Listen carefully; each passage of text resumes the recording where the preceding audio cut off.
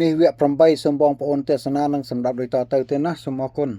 ការបញ្ចេញមតិមិនមែនងើបមួយវាយមួយទេសន្តិភាពតែមួយក្រុមតើសន្តិភាពអីទៅហើយគេមិនចង់បានសន្តិភាពបែបហ្នឹងទេសម័យខ្មែរក្រហមស្មើគ្នាច្រាញ់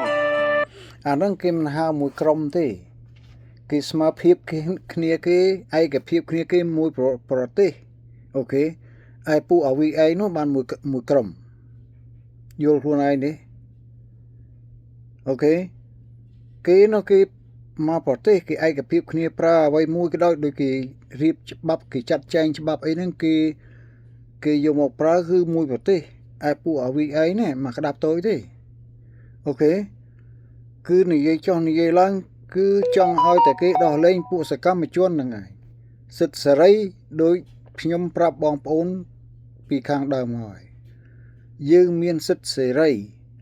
ក៏ប៉ុន្តែពាក្យសម្ដីខ្លះយើងមិនត្រូវយកលើកទៅប្រើនៅក្នុងរបបរបស់គេទេដូចខ្ញុំប្រាប់ខាងដើមចឹងអូខេពាក្យសើចចំអកលក់លើយអូតកូហ៊ុនអើយចោះចេញទៅអ្នកដឹកនាំក្បត់ជាតិរលាយទ្រព្យសម្បត្តិទូទាំងប្រទេសអីចឹងសរសៃនោះជាបន្ទាត់ក្រហមមកគេហើយអូខេសូមសម្រាប់តទៀតណាអាវខ្មៅបប3ពេលហើយយើងគិតថាប៉ុណ្ណឹងអត់ស្មើគ្នាទៀតចង់បានអីទៀតបាត់ហ្នឹងចង់បានអីទៀតតើមានប្រជាពលរដ្ឋខ្មែរនៅក្នុងសម័យខ្មែរក្រហមប្រហែលអ្នកដែលគិតថាសម័យខ្មែរក្រហមអត់មានសន្តិភាពពេញផ្ទៃប្រទេសអត់មានសង្គ្រាមស្អីឯណាមកច្បាំងវាយគ្នាសង្គ្រាមស៊ីវិលនៅក្នុងជួររបបខ្មែរក្រហមឯអត់ទេមានតែព្រំដែនទិញទួចជាមួយយួនឯងទិញទួចតែខ្មែរក្រហមចង់វាយទៅដល់ខ្មែរកម្ពុជាក្រហមអីអាហ្នឹងប៉ុន្តែនៅក្នុងនោះសន្តិភាពពេញផ្ទៃប្រទេសវាអត់មានសង្គ្រាមបាញ់គ្នារត់ប្រផាត់ប្រភេញអីទេទៅធ្វើការងារនៅសហគមន៍ប្រជុំបាយបប3ពេលហ្នឹងគឺមានតែអញ្ចឹង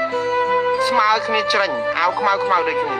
សន្តិភាពពេញទៅមើលតើប្រជាពលរដ្ឋសប្បាយចិត្តទេសួរមើលប្រជាពលរដ្ឋខ្មែរប្រមាណអ្នកក្នុងសម័យខ្មែរក្រហមដែលមានសន្តិភាពរួចផុតពីការធ្វើសង្គ្រាមតែអត់បានសប្បាយបាក់ស្បាតមកដល់ឥឡូវអ្នកណាក៏ឈឺចាប់នៅក្នុងរបបខ្មែរហើយគណៈបកប្រជាជនកម្ពុជានេះគឺជាអ្នកបកកែយករបបខ្មែរក្រហមនឹងមកបន្លាចប្រជាពលរដ្ឋថាអញ្ចឹងចង់បានអញ្ចឹងទៀតមែនចង់បានរបបខ្មែរក្រហមអញ្ចឹងទៀតមែនប៉ុន្តែផ្ទុយទៅវិញយើងអត់ដែលឲ្យប្រជាពលរដ្ឋហ្នឹងអាចចំណុចត្រង់អស់ហ្នឹងអាវីឯងលើកយកមកនិយាយតែម្នាក់ឯងទេអូខេមិនបើប្រៀបធៀបនឹងសម័យអាពោតនោះវាខុសគ្នានឹងបច្ចុប្បន្ននេះអូខេអាពោតនោះវាជាកុម្មុយនីសគឺអត់មានសិទ្ធិអីទេសំបីតការហូបចុកក៏គេមកឲ្យមានសិទ្ធិដែរនេះណាកុម្មុយនីសតែបច្ចុប្បន្ននេះតើប្រជារាស្ត្រស្លាប់អត់បាយប្រមាណអ្នកហើយ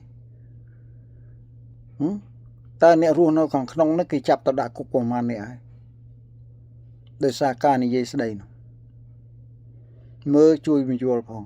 ហើយបង្ហាញផតតាងផងមកគេចាប់តែពួកសកម្មជនហ្នឹងឯងពីព្រោះពួកប្រឆាំងឯងរកគ្នាហ្នឹងរស់នៅប្រទេសប្រជាធិបតេយ្យ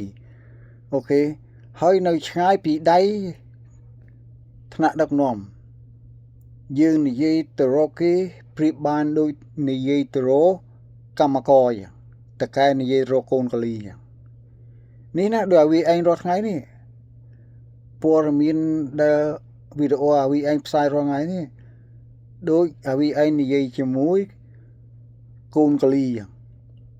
ព្រមមានគេហាស្ដីឲ្យគេរបូត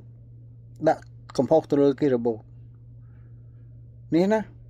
សូមបងប្អូនយកទៅពិចារណាអូខេនេះខ្ញុំប្រាប់ឲ្យប្រាប់ទៀតយើងជារាស្ត្រសាមញ្ញយើងត្រូវតែធ្វើជាមតិស្នើសុំគេអ្វីមួយដែលយើងមិនពេញចិត្តយើងសរសេរជាបដាយទៅហែទៅក៏ប៉ុន្តែពាក្យមិនអាចហួសព្រំដែនបានទេនោះហើយដែលប្រជាធិបតេយ្យគេត្រូវដាក់បំរាមលើយើង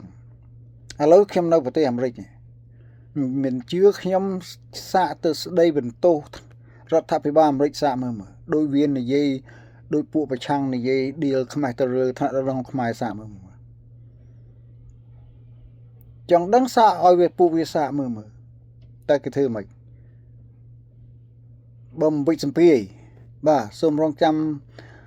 សម្រាប់នៅវីដេអូក្រោយទៀតណាសូមអរគុណ